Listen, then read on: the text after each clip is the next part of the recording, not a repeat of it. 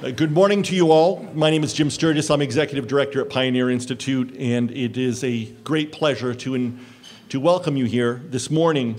We are in for a really special event with a group of speakers and participants that I think is truly extraordinary. As is usual for Pioneer events, you will hear varied ideas and perspectives from our keynote, our policy presenters, and our panel on equal access to excellence, charter and district school reform. I'd like to thank, first and foremost, Jamie Gass on our staff for his vision in assembling the plan, and if you could give him a round of applause. I'd also like to thank Cheryl Brown Henderson for being here with us this morning. Sapphire Shuttlesworth, thank you very much for making time to come out. Our thanks to our event co-sponsors, the Harvard Kennedy School's Program on Education Policy and Governance, the Massachusetts Charter Public School Association, the Center for Education Reform, SABIS, the Black Alliance for Educational Options, the National Alliance for Public Charter Schools, and Families for Excellent Schools. Thank you very much. So in Massachusetts, charter schools were a contentious issue in 1993, and to this day, they remain a very contentious issue. The co-authors of the 1993 Landmark Education Reform Act designed a system of funding that has poured almost $200 billion into our public schools since the signing of that act in 1993 in exchange for some big reforms. And they weren't just charter schools. They were high-quality academic standards, high-stakes tests for students, tests for teachers, and charter schools. Our results have been nothing short of extraordinary. The nation's report card, International Tests of Math and Science, placed Massachusetts very high internationally, and we are #1 in the country. These are testaments to the leadership that we had in place in the 1990s and the early 2000s. What also gets lost in that debate often is that our charter schools are also either the best or among the very best in the country. It's not just the district schools.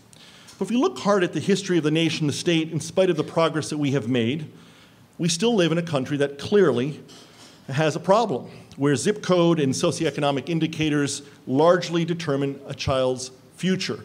From DC to New York, from Boston to Houston, from Chicago to LA, the founders promised that we would be a nation where there would be a natural aristocracy of talent, and virtue is not a reality. Still, decades, a half-century after critical events in our history.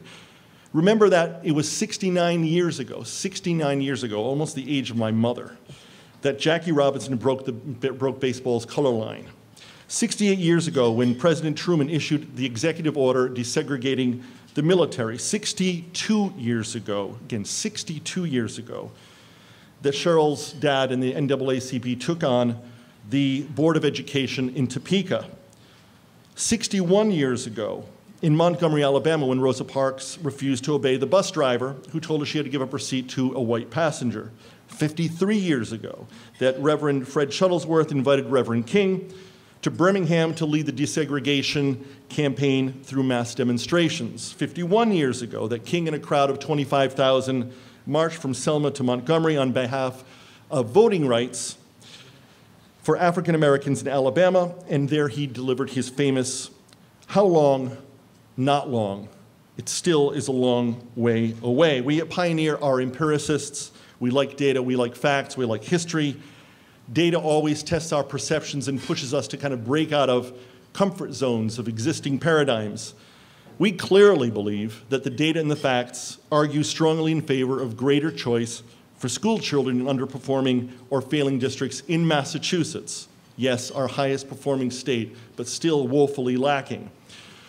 But set aside the facts on school types and governance models, and we all need to take a look in the mirror when considering the facts around educational opportunity. The data for the nation and for Massachusetts, yes, is disgraceful. It's one that harms generations of children and threatens our democracy. And an exit from decades and frankly centuries of this will take some real leadership and some tough choices. At Pioneer, yes, we're empiricists, and our intellectual heroes are Locke and Newton and Bacon, whose ideas inspired the founders to rebel from the stifling bureaucracy of the British. But our contemporary heroes are people of principle and determination, people like Reverends Oliver Brown and Fred Shuttlesworth. And like the Reverends, we need to bring energy of purpose, or what Samuel Taylor Coleridge described as our quota of exertion, to the cause of ensuring that all school children in our country have access to the kind of schools, the kind of quality education that make a democracy authentic. The Brown family has devoted itself, probably more than any other family in our history, to the cause of equal access to educational opportunity. It must be a blessing and a burden that few understand, and we're very proud and humbled to have you here this morning, Cheryl. Thank you very much. Let me give you a brief introduction of Cheryl Brown Henderson. She's one of 3 daughters of the late Reverend Oliver Brown, who were the NAACP attorneys, took on that case in 1954. It was a landmark case that was to change the nation. The question is, has it? Cheryl is the founding president of the Brown Foundation for Educational Equity, Excellence, and Research, and the owner of Brown and Associates, an educational consulting firm. She has an extensive background in education, business, and civic leadership. She has served on state, local, and national boards, chairing many of them. She has earned a bachelor's degree from Baker University in elementary education with a minor in mathematics, a master's in guidance and counseling from Emporia State University, and an honorary doctorate from Washburn University. Welcome to the podium, Cheryl. Thank you very much for being here. Education is not for the faint at heart. It is hard work. The point is, it is so difficult because it is one area where it requires your full attention, your full self, every ounce of your being if you're going to be effective. If you take educators out of the mix, total chaos. There'd be no doctors, lawyers, technicians, architects. None of that would be possible without that foundation of education, without the dedication of those educators. You look at the current leadership here in Boston and what you're able to do with charter school excellence. You have demonstrated that progress is not only possible, but it is necessary. So there should be no question that Brown v. Board of Education of Topeka, Kansas, came about as a defining moment for our nation. Now, there's a direct correlation, I believe, between Brown v. Board and charter schools. And I say that because once Brown was on the books, so to speak, that we spent decades trying to come up with ways, presumably, to educate children of color, quality, opportunities, options, choice, charter, presumably as a way of helping school boards and local governments implement what they thought the court meant. All across this country for the 2016-2017 school year, our children are being educated in traditional public schools, public charter schools, independent schools, parochial schools, alternative schools, private schools, home schools, and there may be some out there that I'm not aware of yet. All of this, presumably, in an effort to come up with that magic formula. We really do know how to educate children. It is not rocket science. But the one thing it requires the most is something our nation has yet to make happen, and that is political will and a recognition that this is a collective action, that if we have children who are failing, who are not achieving, who are not successful, we all pay the price for that. It is not us and them. It is only us. And for whatever reason, we have yet to come up with that understanding that there is no such thing as second-class citizenship, or at least there shouldn't be. Although the way we educate ensures that we have second-class citizens walking among us who cannot read, who cannot write, who do not understand, who cannot be the kind of citizen that the Horace Manns of the world historically intended public education to create. So as a nation, shouldn't we be focused on the best public options to ensure, particularly those children whose parents don't have economic options, that their children would still have a pipeline to educational excellence? You know, I think it's almost laughable, but it breaks my heart when even some of our civil rights leaders who chastise public education institutions after picking up their child at private school. You know, there's something wrong with that picture. We talk about accountability, but there's also accountability at that level as well. You know, we become a nation of do as I say, but certainly not as I do.